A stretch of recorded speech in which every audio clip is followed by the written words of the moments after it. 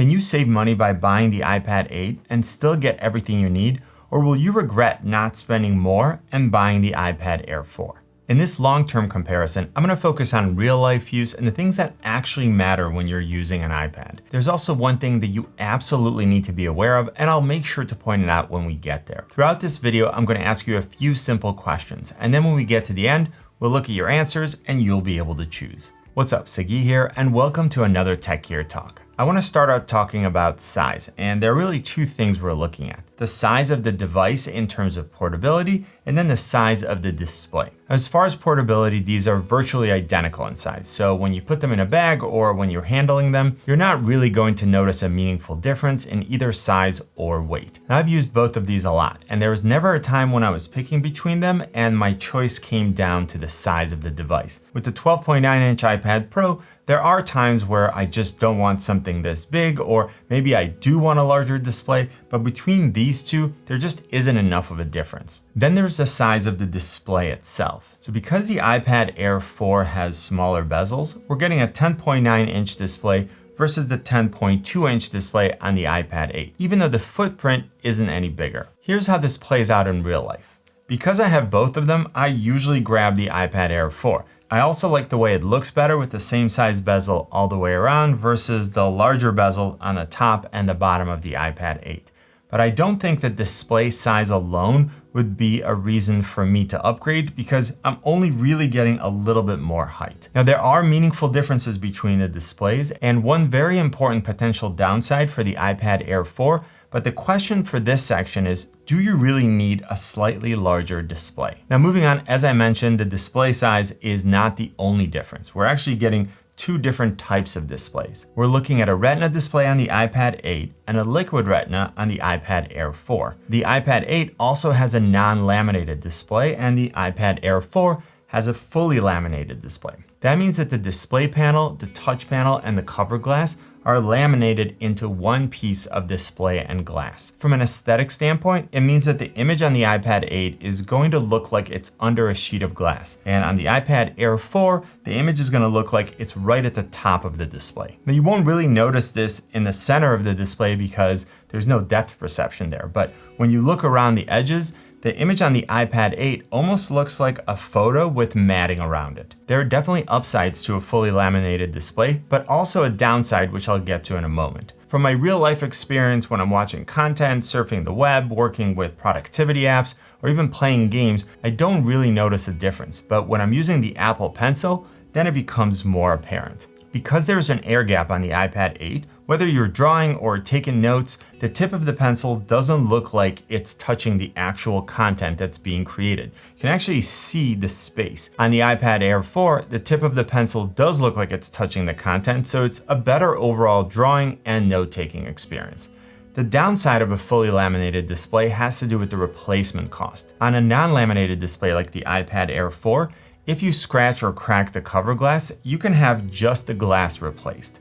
With a fully laminated display like the iPad Air 4 and the iPad Pro, since all three layers are laminated into one piece, you have to replace all three of them, even if it's just for a scratch or a crack, and that's going to be more expensive. I would definitely recommend using a screen protector, especially if you're not very careful like this guy right here. It's much better to replace an inexpensive screen protector once a year rather than the entire display. If you like to use the Apple Pencil to draw and take notes, get yourself a Paperfeel or paper-like screen protector. You're going to love how it feels and you're going to be protecting your display. Now, I'll put some links in the description to a few of my favorites, so just pick the one that fits your budget. My question for this section is, are you either an advanced artist or are you going to be using this device primarily for note-taking? In both cases, if you're prioritizing the Apple Pencil functionality, you're going to prefer the iPad Air 4. If you've gotten value from this video, give it a thumbs up so that I know to make more of this type of content. And if you're new here and like iPads, hit that subscribe button. All right, so we were talking about the Apple Pencil, which is a good way to transition into accessories. Now, the iPad 8 is compatible with the first generation Apple Pencil, and the iPad Air 4 is compatible with the second generation. As far as the tip of the pencil and the contact point, they're both the same, but the overall user experience is better with the second generation. So first of all, you can pair it and charge it wirelessly by placing it on the edge of the iPad Air 4.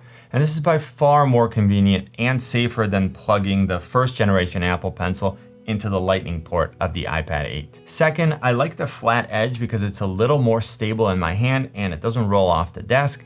And then third, we're getting double tap functionality, which I can use to alternate between tools or switch between the current tool and the eraser, or even show the color palette. Another important accessory you might choose to get is a keyboard case. Both iPads have good options, but I like the Magic Keyboard and the Logitech Folio Touch for the iPad Air 4 better. If you're thinking of getting one of them, I have a comparison video which breaks down the pros and cons of each option, and it should help you choose, so I'll leave a link to that video at the end of this one. Now, another important accessories related distinction between the two has to do with the charging port. The iPad 8 uses a Lightning port and the iPad Air 4 uses a USB-C port. In addition to offering faster transfer speeds, the USB-C port also gives us the option to use more capable USB-C hubs. And we can connect more powerful SSD drives without needing to use a dongle and then being forced to provide external power. And of course, if we use the Magic Keyboard, we also get pass-through charging, which leaves the port on the iPad Air 4 free for another accessory. My question for this section is, do you need more advanced accessories? Moving on to the camera system, I want to start out by saying that I almost never use the camera on any of my iPads. I always have my phone with me, and it's just much easier to use that for photos and video than holding up like a big iPad. But in case you do plan on using the cameras, stick with me through a few seconds of nerdiness here. The front-facing camera on the iPad 8 is 1.2 megapixels versus 7 megapixel on the iPad Air 4. And we're going to get high resolution and better image quality. With the rear-facing camera, it's a similar story, with the iPad 8 having an 8 megapixel f2.8 camera versus a 12 megapixel f1.8 camera on the Air 4. If you're looking for a more powerful camera system with better low light performance, the iPad Air can record 4K video at 24, 30, and 60 frames per second versus only 1080p 30 frames per second on the iPad 8. The Air 4 is also more capable for slow motion with 1080p at 100 and 240 frames per second versus only 720p at 120 frames per second on the iPad 8. For everyone who isn't a camera nerd like me, that was 30 seconds of me saying that the iPad Air 4 has a better camera system. My question to you is, do you actually use the camera on your iPad enough to get the better option? Now I want to talk about audio, where there isn't exactly a clear winner, so let me give you the details and then you can choose based on what you plan on doing. If we're looking at the speaker system, the iPad 8 has speakers on the bottom, so when you use it in horizontal mode or in landscape mode, then the audio goes out to one of the sides. The iPad Air 4 has higher quality stereo speakers and there's one on each side, so regardless of how you're holding it, you get a much better audio experience. If we're looking at using wireless headphones, then there isn't a real difference. I've used my AirPods,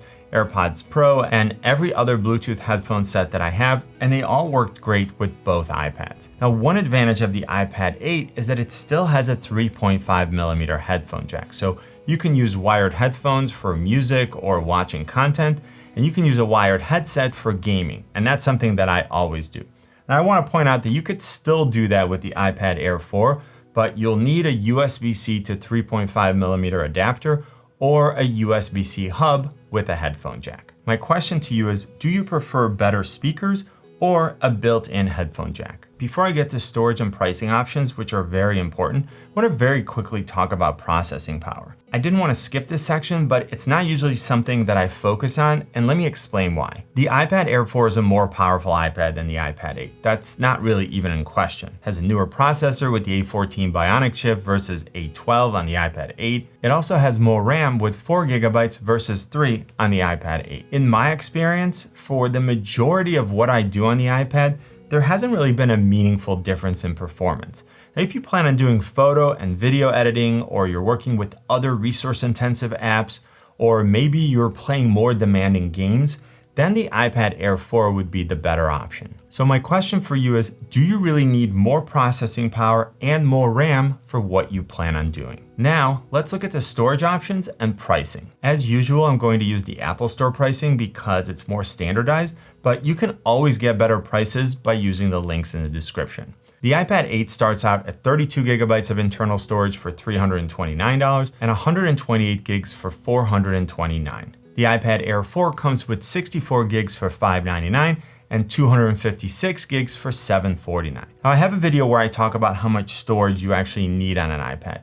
and I'll link to it in just a minute so that this video doesn't get too long. My goal is to help you make a smart buying decision. When it comes to storage, you don't want to try to save a little money now, but then get to a point where your iPad still does everything that you need and you end up having to upgrade because you don't have enough storage. Now, Apple has excellent iPadOS support, and my 2014 iPad Air 2 still works great. So keep in mind how long you plan on using this device for. My question for this section is, how much storage do you need right now and for the life of this device? Remember that I have links in the description to all the products I talked about. Hopefully this video was helpful. Click on my face to subscribe and then watch this video about iPad storage, or maybe this one. You know what I always say? Buy it nice or buy it twice. Good luck and see you soon.